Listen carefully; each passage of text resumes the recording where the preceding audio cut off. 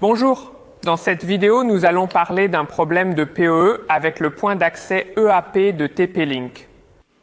Il s'agit de la version extérieure. Nous avons le même problème avec la version intérieure. Et certains clients disent qu'il fonctionne avec le commutateur PoE standard. Les autres disent qu'il ne fonctionne pas. Nous avons donc commandé 4 unités. Et nous avons grillé 2 unités avant de trouver le problème.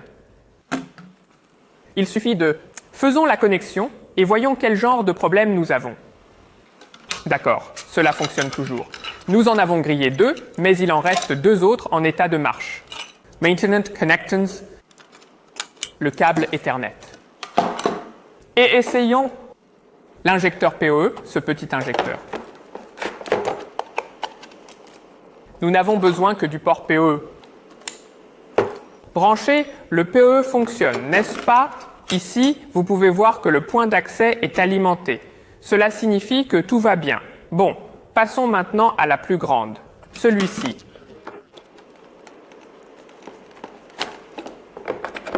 C'est le PoE Plus. Nouvelle norme PoE. Branchez-la. Ça ne marche pas. L'injecteur PoE a refusé d'envoyer le courant au point d'accès. D'accord, nous avons ici un commutateur PoE à longue durée de vie. Essayons aussi celui-ci. Ces 4 ports appartiennent à la version longue. Il peut fonctionner jusqu'à 500 mètres de PoE. Connectons-nous à lui. Cela ne fonctionne pas. N'est-ce pas? Il n'y a pas de courant. D'accord, essayons. L'un des PoE ordinaires. Maintenant, ça marche. C'est assez étrange, non? Même pour le même commutateur.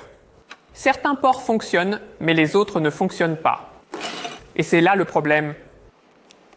Il faut d'abord comprendre un peu ce qu'est le PoE standard. Dans ce PoE et PoE++, seule la moitié de la paire torsadée est utilisée pour envoyer l'énergie. Disons donc que nous divisons ce câble en 2 groupes. Mais qui décide quelle paire doit envoyer l'énergie? C'est le commutateur PoE ou l'injecteur PoE? Pour le périphérique IP, tel que le point d'accès ou la caméra IP, il devrait prendre en charge n'importe quel groupe auquel vous envoyez de l'énergie, ce qui signifie que même si vous utilisez le premier ou le deuxième, cela devrait aller pour le PoE Access Point. Mais le PoE TP-Link fait une chose. En fait, il n'utilise que le premier groupe pour recevoir le PoE standard. C'est là que le BAT blesse. Il utilise le deuxième groupe pour travailler avec le PoE non standard. En fait, il s'agit du PoE positif.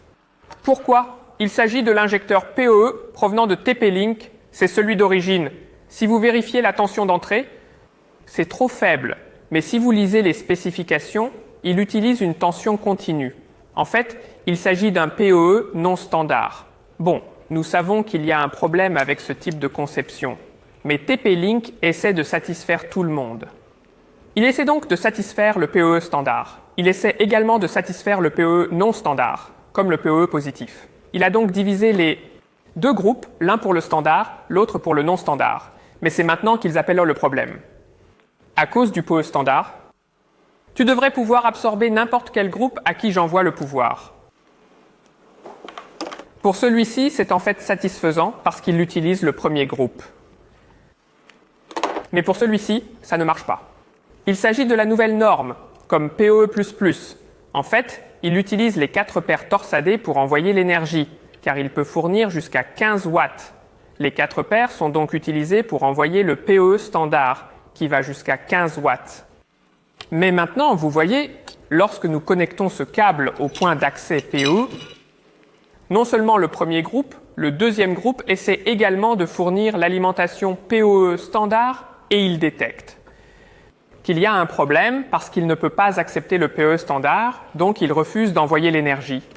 OK, pour celui-ci, pourquoi ce port peut alimenter celui-là aussi? Parce qu'il utilise juste le premier groupe, mais pour ce port longue portée, il utilise aussi les 4 paires torsadées. C'est pourquoi il peut alimenter la longue portée jusqu'à 500 mètres, donc ça ne marche pas. Et maintenant, le problème est que si vous essayez de fournir ce point d'accès, assurez-vous que votre PoE, la broche d'alimentation, est juste le premier groupe, pas le deuxième groupe, aussi cela ne fonctionne pas avec ce dernier.